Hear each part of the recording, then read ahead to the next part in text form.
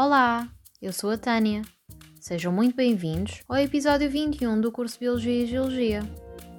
No episódio de hoje, vamos falar sobre o ciclo celular. Como aprendeste em anos anteriores, a célula é a unidade estrutural e funcional de todos os organismos. De acordo com a teoria celular, a célula é a unidade básica da vida e assegura a continuidade dessa mesma vida, visto que se divide e forma novas células. A vida de uma célula vai começar assim que esta surge a partir de uma célula-mãe e vai acabar quando esta se divide, originando duas novas células-filhas. Por este motivo, a vida das células tem uma natureza cíclica, na qual a célula é formada, cresce, aumenta o seu conteúdo interno e numa fase final vai dividir-se e, por sua vez, formar duas novas células. Ao conjunto de todos estes processos dá-se o nome de ciclo celular. Nos organismos eucariontes, a molécula de DNA está presente no núcleo das células. Quando uma célula destes indivíduos se divide, é necessário que ocorra a replicação do DNA, permitindo que as novas células originadas apresentem uma cópia exata da informação genética da célula-mãe. Grande parte dos organismos procariontes apresentam uma única molécula de DNA, que não se encontra associada a proteínas e circula livremente no citoplasma. Neste caso, a divisão celular vai ser um processo relativamente simples, que ocorre imediatamente após a replicação do DNA. No ciclo celular, são consideradas duas fases: a interfase, que inclui as subfases G1, S e G2, e a fase mitótica, que inclui a mitose e a citocinese. A interfase é um período relativamente demorado, pois quando comparado com a mitose, pode demorar desde algumas horas até vários anos, ou então até a célula acabar por morrer, sem que esta chegue a fazer a divisão celular. Durante esta fase, a célula faz a síntese de diversos constituintes, podendo ocorrer a síntese proteica, a síntese de enzimas, do RNA e pode também ocorrer a produção de organelos celulares, o que vai conduzir ao seu crescimento e à sua maturação. Assim, vai preparar a célula para uma divisão celular. A interfase compreende então três períodos. Após uma divisão celular, é iniciado o primeiro período da interfase, o período G1. Durante este, vai ocorrer uma intensa atividade de síntese e crescimento. Vão ser produzidas moléculas de RNA originadas a partir da informação genética presente no DNA nuclear, com o objetivo de produzir proteínas, lípidos e glícidos.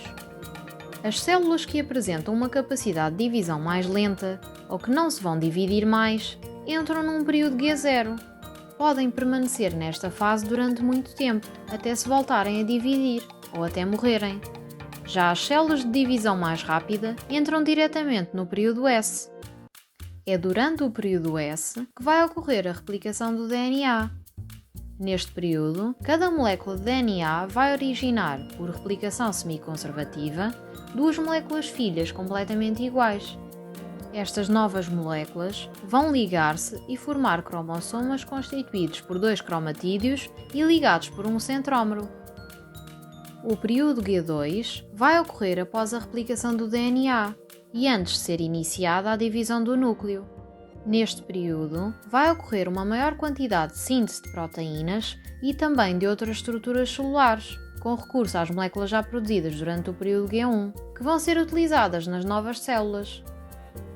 Durante a fase mitótica, ocorre a divisão de uma célula em duas células filhas. Estas caracterizam-se por terem um conjunto de cromossomas idêntico, em número, tamanho e forma, ao da célula-mãe.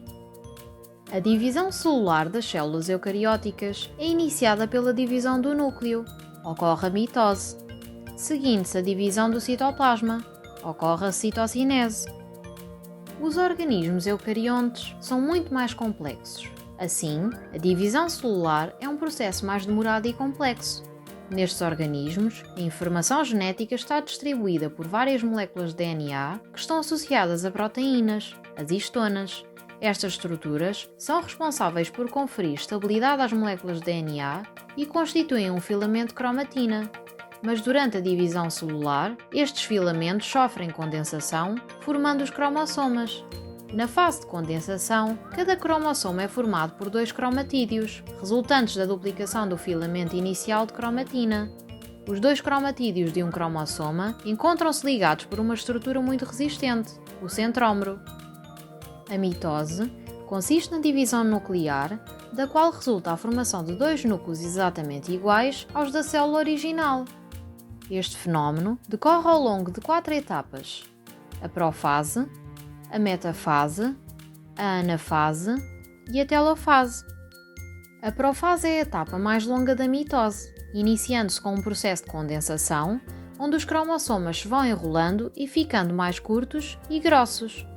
No caso das células animais, 2 pares de centríolos vão afastar-se para os polos opostos, formando entre estes um fuso acromático, formado por feixes de fibrilas de microtúbulos proteicos. Nas células vegetais, o fuso acromático é organizado por um citoesqueleto.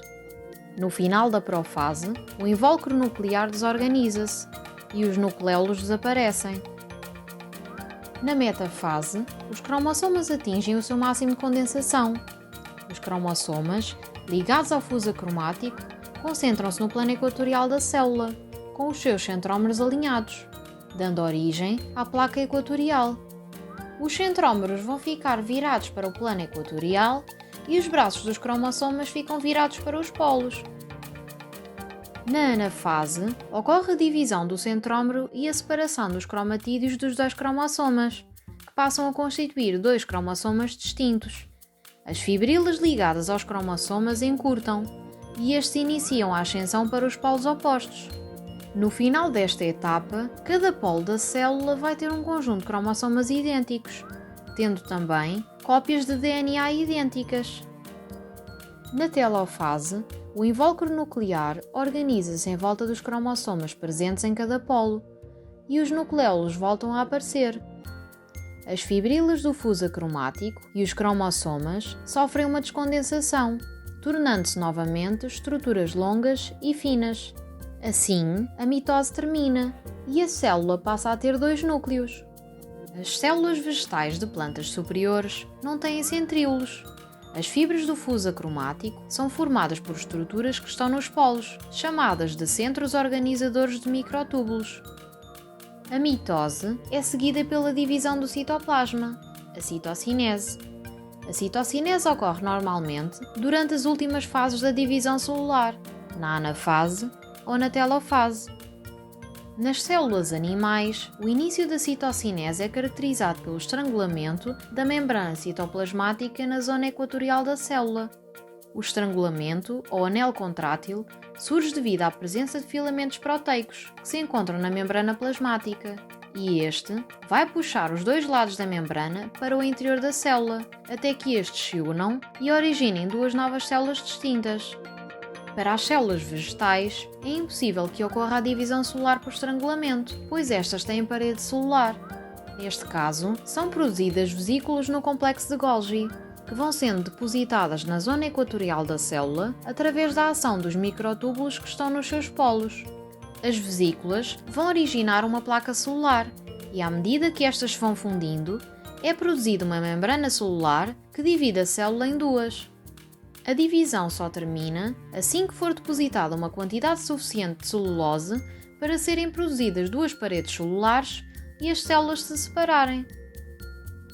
O ciclo celular apresenta mecanismos que permitem regular todos os processos que levam à divisão celular. Estes são de grande importância, pois evitam que as células façam a divisão celular descontroladamente. Os mecanismos de regulação do ciclo celular vão funcionar como um sistema on-off, em que um ciclo celular só se inicia assim que o anterior terminar. Na maioria das células eucarióticas, estes mecanismos vão atuar em 3 pontos distintos de verificação.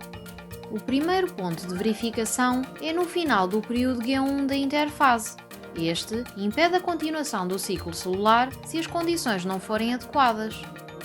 O segundo ponto de verificação está localizado entre o final do período G2 da interfase e o início da mitose. Este desencadeia os processos da mitose que são responsáveis pelo alinhamento dos cromossomas na placa equatorial durante a metafase.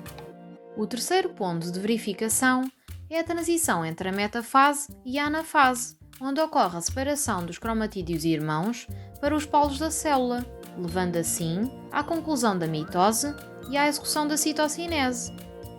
A fase seguinte do ciclo só é iniciada se não forem encontrados problemas intra- ou extracelulares.